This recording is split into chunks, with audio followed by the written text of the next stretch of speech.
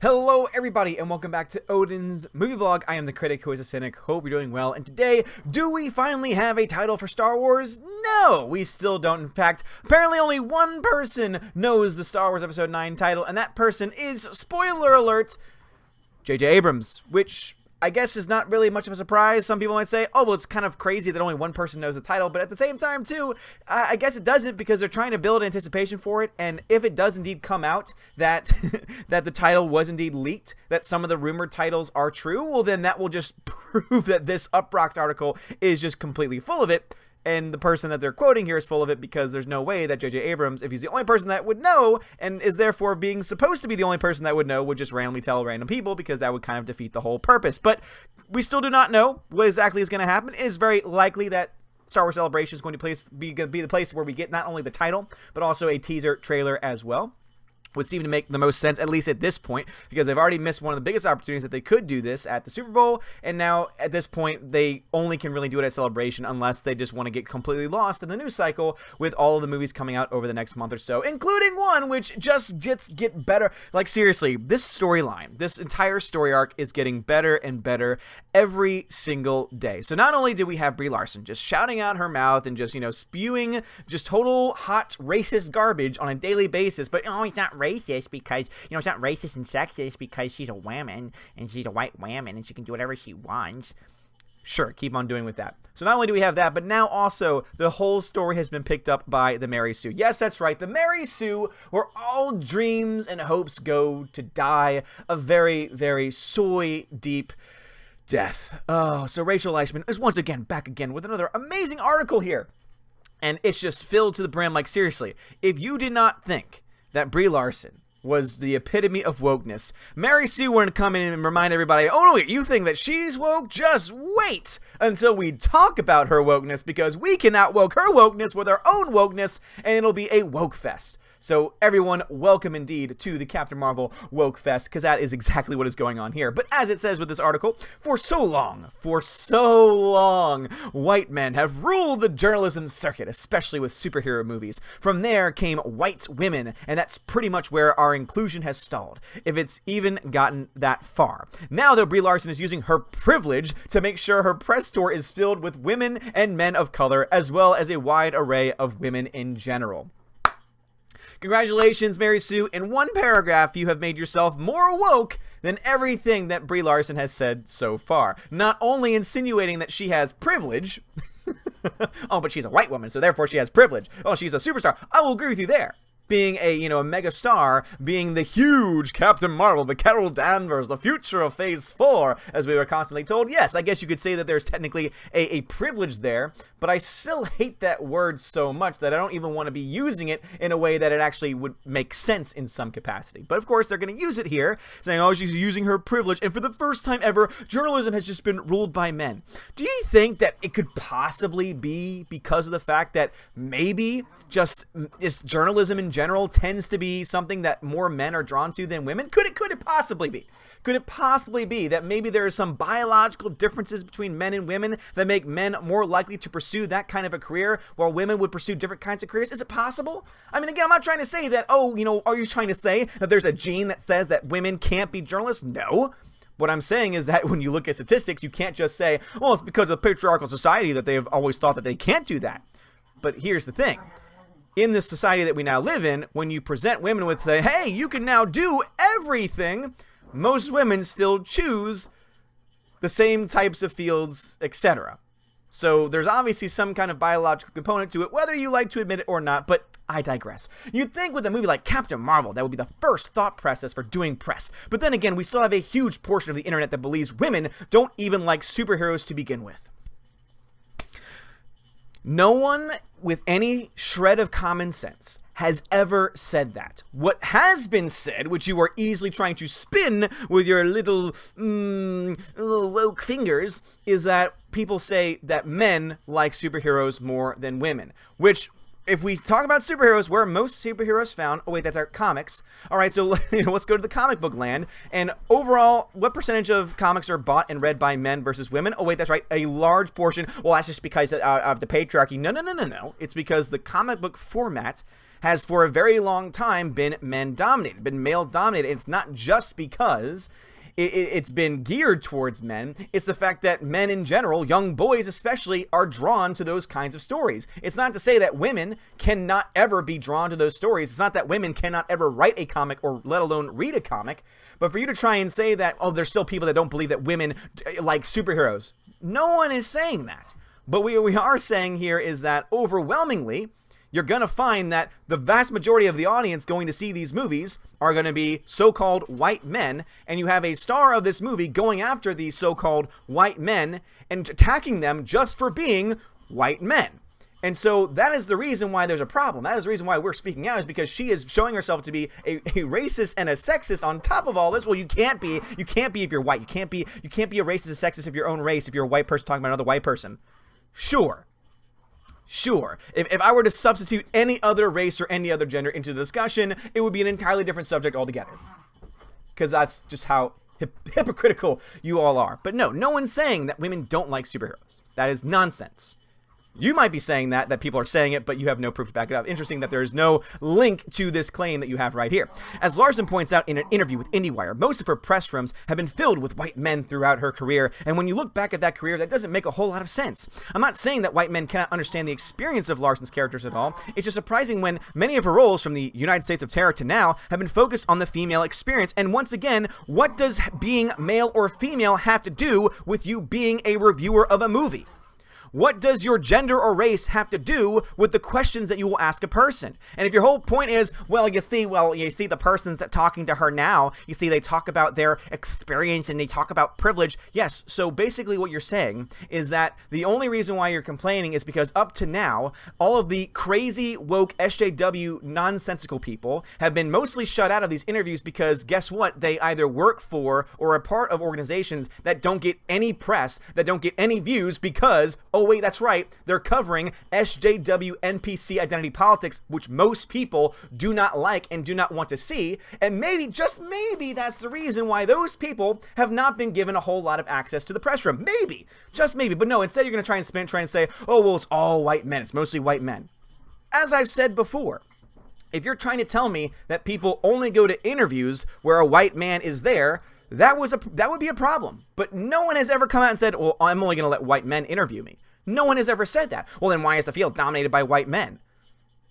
Probably because when you look just to the fact that of the people that pursue that kind of a career, most of them will tend to be white men just by pursuing the career itself. Because if you're going to try and say like, oh, well, we need more representation. Okay, well, how about this? How about we break down the statistics of how many white male reporters, white male reviewers there are out there versus everyone else. And if you can find the percentages of that, and then how about that? How about we just break it down that way? We'll make it equal. We'll make it based on the reality of the situation, and then basically that's how any actor from this point forward can decide what press conferences they go to. Oh, well, you see 85% are white men, so therefore 85% of my press conferences are going to be from white men. See, the problem is that even if you were to do that, which is stupid, by the way, I'm not advocating for that. But even if you were to do that, what you would find yourself with is a conundrum, because she is trying to say, oh, well, I'm going to just pay attention to the 15% and say, screw you to the 85%. But what she's doing is not just doing that for the press corps. She's doing it for the audiences as well. She is saying, I don't care what a white man has to say about A Wrinkle in Time. Basically assuming that a white man cannot have an objective opinion of that film. Oh, well, the movie wasn't made for him. Last time I checked, most movies, unless they're racist or sexist, are made for a plethora of people of various backgrounds. Never in a million years have I seen a trailer saying, this movie's for women, this movie is only for women, or this movie's for men, this movie's only for men and only men can enjoy it, only women could ever possibly experience it. No one does that. And yet that is what you're essentially insinuating by trying to perpetuate this nonsense. That is what you are pushing for by saying, well, it's just been male-dominated, white male-dominated. It's like, how about instead you focus on, okay, is this person someone I've heard of before? Because again, if it was me, if I was someone being interviewed, I'd say, I want to be interviewed by people who I know, who are people that could get the word out there to go see my movie. Because at the end of the day, I want to get paid. And I'm not saying that what Brie Larson's doing in principle is evil I'm not saying that her going out and trying to reach out to those people who might not otherwise be called up is a bad thing. The reason that I'm going after it is because she has specifically gone after, just as Mary Sue has gone after, white men, saying that white men are the problem. And I'm only doing this because I'm not going to, if a white man, oh wait, so you're telling me I have to do an interview with a white man today? Psh, I'm not doing that. Find me a woman. Find me find me a misused and misrepresented person. That's what I want. I want someone who is a woman who identifies as no. I want a man who identifies as a woman, who also identifies as an African American, who also identifies as an alien from Mars. That's what I want. I want the most cringiest and I want the most outside of the box possible person. And it's just ridiculous. Just go to the interviews. Go to whoever you want to go to. But don't try and preach this faux and this fake sense of, oh, look how righteous I am. Oh, look at all the privilege that I have. I'm going to treat everyone so well. When at the same time, you're the same person who's trying to push for these campaigns of GoFundMes when you could go fund the entire damn thing yourself if you really want people and to pay people to go see your movie. Because it seems like that's what you're going to have to do to put people in seats, at least at this point.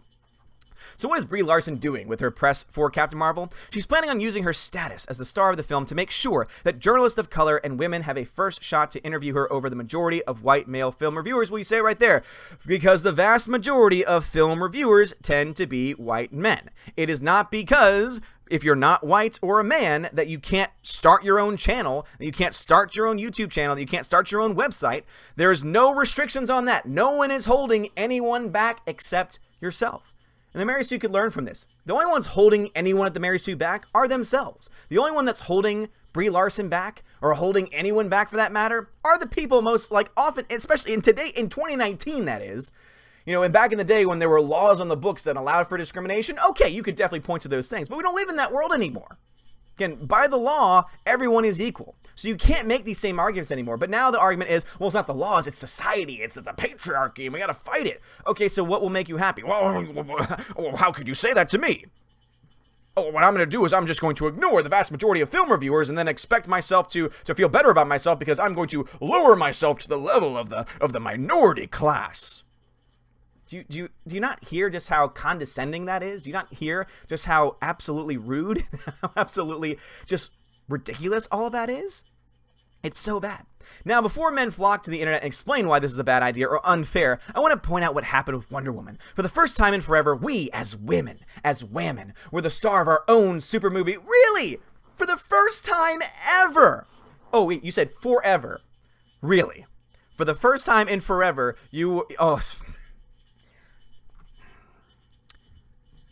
Mary Sue, Brie Larson, women. You can find several examples in movies, TV, comics of strong female heroes. If your complaint is that there has not been a whole lot of movies focused on female heroes, no one is stopping you from writing the stories, from producing those stories, or directing them.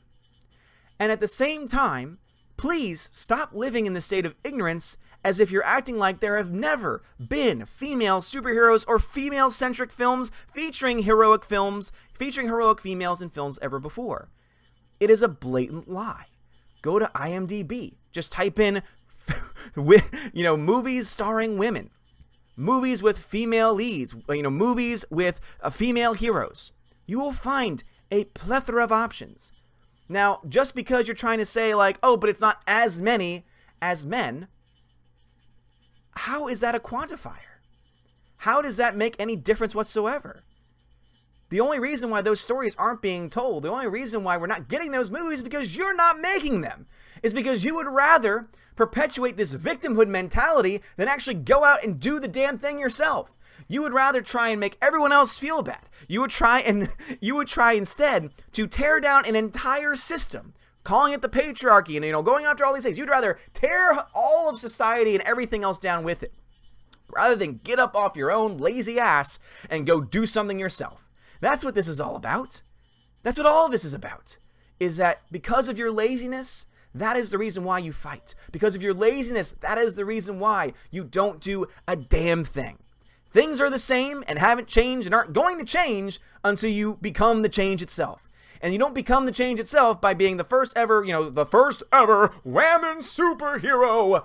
And that person decides to just boycott and just ignore an entire group, a majority group of people.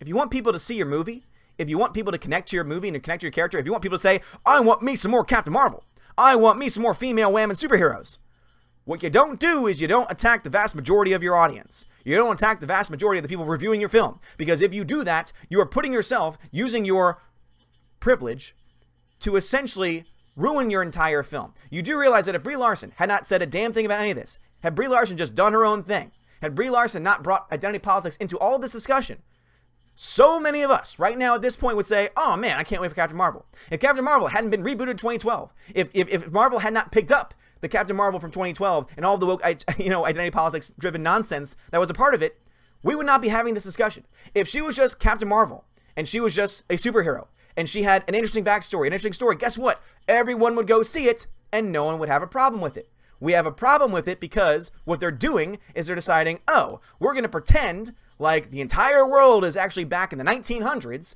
and that all of this is new and revolutionary, while at the same time going after the people that are going to see our movie or would go to see our movie. And then when they don't end up coming to the movie and it doesn't end up doing as well as we think, we'll say, oh, well, I mean, obviously it's just because it was a white lash. Like, that's the direction it's going. If the movie does well, everyone will say, oh, it's all because she's a woman. It's all because of diversity. And now, oh my gosh, she brought all those people to the theater. And if it doesn't do well, oh, well, it's just all those racists out there. It's all those sexists out there that won't support a woman superhero. You bring up Wonder Woman, and I'm glad that you did. Notice what Wonder Woman did when it came out.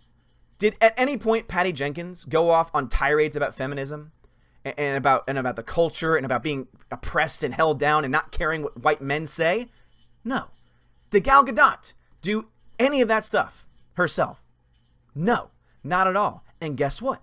People went in droves to go support that movie. That's the reason why that movie made over $800 million worldwide. Captain Marvel is not going to come close to that number. My max has it at $650 million. And the reason why is not just because of where it is and where it falls in line with Endgame. It's because you have a star. You have the center of this entire story. Now being picked up by the Mary Sue of all things, being perpetuated as this myth, as this fake outrage, as this fake statistics, as this fake sexism that does not exist anymore. Are there individual people who are sexist? Yes. Are there individual people who are racist? Yes. But does that mean that in our own society, that there is a sexist and racist undertone that perpetuates the entirety of every single institution? No.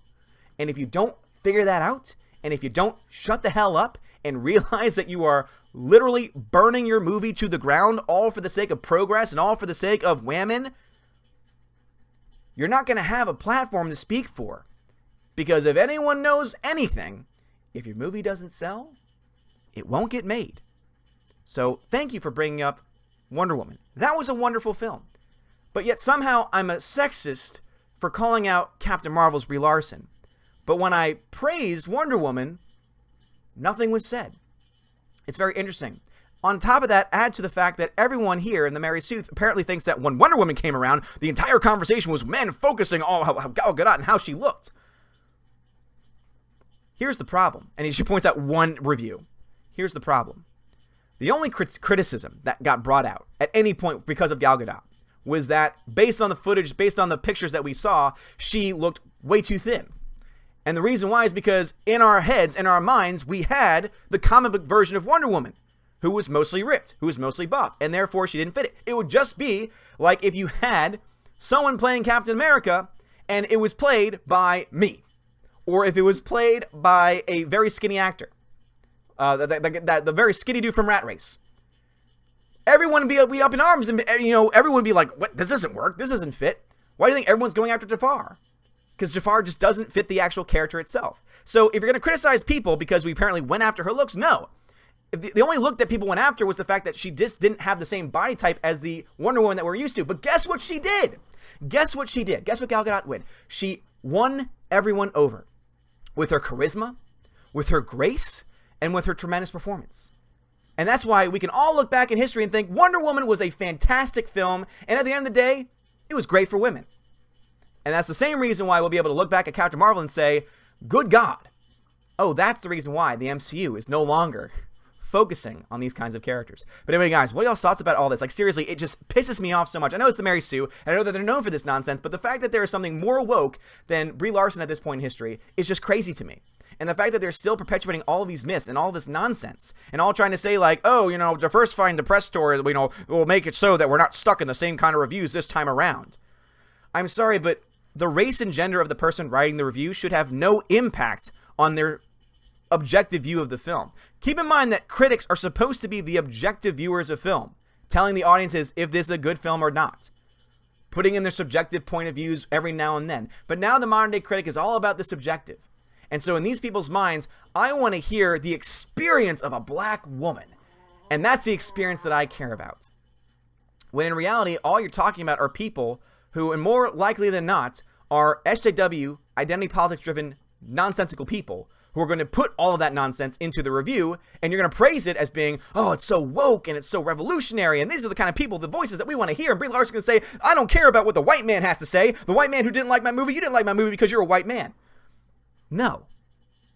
Could it possibly be because the ideology and the politics that you've brought into this discussion, the toxicity that you've brought into this entire discussion based around your film, that it lend itself out to be praised by similar SJWs?